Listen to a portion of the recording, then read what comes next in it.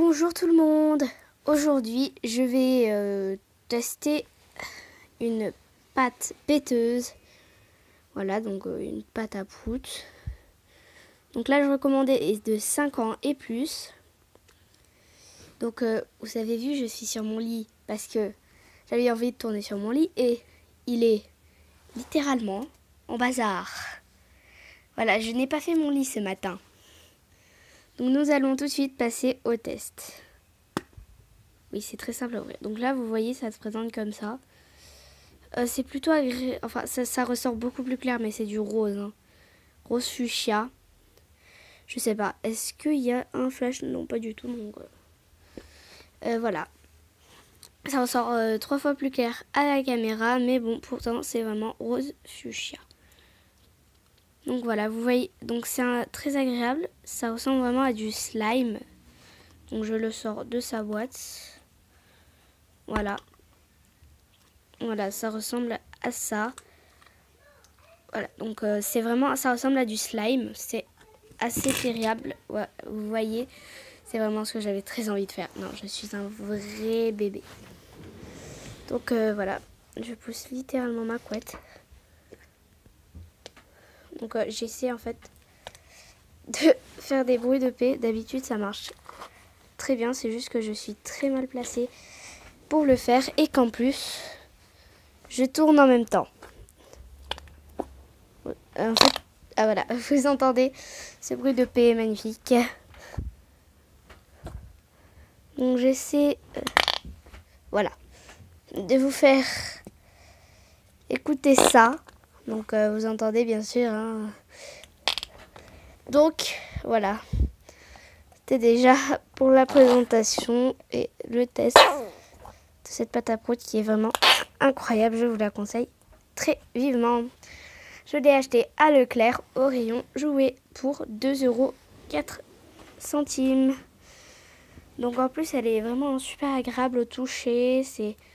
C'est vraiment incroyable. Par contre, au début, quand on la sort de la boîte, elle semble vraiment très mouillée. Mais à force, vraiment, elle est plus du tout mouillée. Enfin, si, encore un peu, parce que voilà, ça c'est vraiment... Ça a une texture un peu bizarre. Mais c'est très agréable. Vous entendez la musique de Minecraft. Un peu. Voilà, donc c'est parce que un de mes deux frères joue à Minecraft. Sûrement. Donc voilà. Je vous conseille vivement cette pâte péteuse si vous en avez envie. Elle ne coûte pas très cher et elle marche très bien. Bon, bien sûr, là je filme en même temps. Donc désolée, je vous ai montré mon genou. Mais je ne fais pas très attention des fois. Donc hop, je la referme. C'était pour en premier point. Après, je vais vous présenter une série de livres que je suis en train de lire. Donc, je suis au 3e. Donc, je vais vous montrer le 3e. C'est... Donc, attendez, il y a mon marque-page. Je viens de retirer mon marque-page. Je suis trop bête. La désastreuse aventure des orphelins Baudelaire. Oh, mon frère parle tout le temps. Donc... le 3e, il s'appelle Ouragan sur le lac. C'est une série de 15 tomes. Donc, en fait, si je vous résume l'histoire, c'est l'histoire de trois enfants riches qui sont devenus orphelins à cause d'un... Voilà, donc si vous voyez bien, d'un feu dans leur maison. Là. Et là, on voit les 3 orphelins. Donc, la grande qui est là, c'est Violette. Là, le garçon s'appelle Klaus. Les noms sont un peu bizarres. Enfin, par Violette. Et la petite qui plante ses dents de partout, elle s'appelle Prunille. Donc, voilà. Pour l'image, ça se présente comme ça. Avec donc Prunille dans les bras de Violette et Klaus qui cherche dans les livres. Donc, il faut savoir que Klaus adore lire. Et là, c'est Ouragan sur le lac. On voit un ouragan sur un lac. Là, on voit que l'auteur, Lemony Snicket, il dit que, donc il m'en coûte de le dire, mais le livre que voici ne contient rien de réjouissant. D'orphelin Baudelaire, Violette Klaus et Pruny sont 3 enfants charmants, à l'esprit vif et au cœur d'or. Mais leur vie n'est qu'une longue série de coups de sort et de calamités. Voilà, donc ça c'est ça. Et là en haut, nous avons la petite photo des enfants. Donc là, je vais vous montrer du coup la... Oui, il y a 300, voilà. Ça, c'est la maison qu'ils vont habiter avec leur tante Agrippine.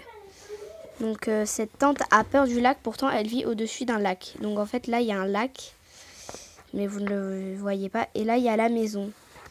Donc en tout début nous voyons comme ça, c'est présenté comme ça. Voilà. La collection Nathan. Et ici nous avons une petite image avec une maison perchée en haut.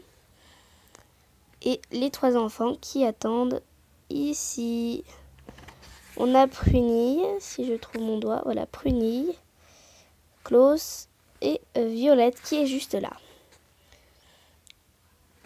Donc attention aux anguilles, c'est pour ça que leur tante Agrippine a peur du lac. Ces anguilles qui ont tué son mari. Donc là nous avons une petite dédicace. Pour toi Béatrice, j'aimerais tant te savoir en vie et en pleine forme. Donc je ne sais pas, hein, c'est l'auteur qui marque souvent dans des petits trucs comme ça sur les livres. Je sais plus comment ça s'appelle. J'ai oublié complètement le nom. Et dans les Harry Potter par exemple, il y en a un à chaque fois. Donc voilà pour le livre. Se présente très bien et je ne sais pas combien il a coûté puisqu'on me l'a donné. Donc après je peux vous présenter... Ah voilà, j'ai le numéro 2. J'ai 300 choses sur mon lit. Voilà, j'ai le numéro 2 qui s'appelle donc le laboratoire au serpent. Donc là leur tuteur ça a été le professeur Montgomery. Voilà. Voilà. Donc il s'appelle professeur Montgomery, mais je ne sais plus. Voilà, on l'appelle l'oncle Monty. Voilà, donc la première photo là dans celui-ci, donc comme vous voyez, ça se présente encore comme ça. On a la maison de leur oncle avec des en forme de serpent parce qu'il est fan de serpents. Donc on va lire le petit autographe comme on voit à chaque fois. S'il y en a un, ah oui. Pour Béatrice, disparue, ma tendresse pour toi reste à jamais vive. Donc en fait, c'est pour la même personne, je pense, à chaque fois. Donc là, on retrouve les orphelins. Donc dans un autre fond que juste là. Donc là, c'est un fond un peu avec des espèces de dessins derrière. Là, c'est un fond bleu avec des points. Et on retrouve leur maison. Donc là, si on regarde bien, on a sur le côté, là, sur le bord, des petits serpents. Ici, nous avons des petites vagues pour l'eau. Dans le premier, c'est des yeux parce que le premier, en fait, leur tuteur, il est très méchant. Mais après, les autres tuteurs, ils sont gentils, je pense. En tout cas, ces deux-là, ils sont gentils, leurs tuteurs.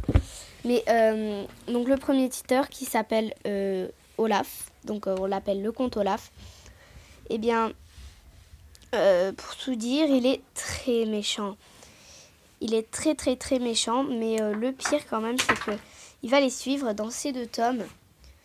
Par exemple, là, ça va être l'assistant de l'oncle Monty qui va être en fait, qui va s'appeler Stefano, mais qui est finalement le fameux comte Olaf. Mon frère a répondu à ma place.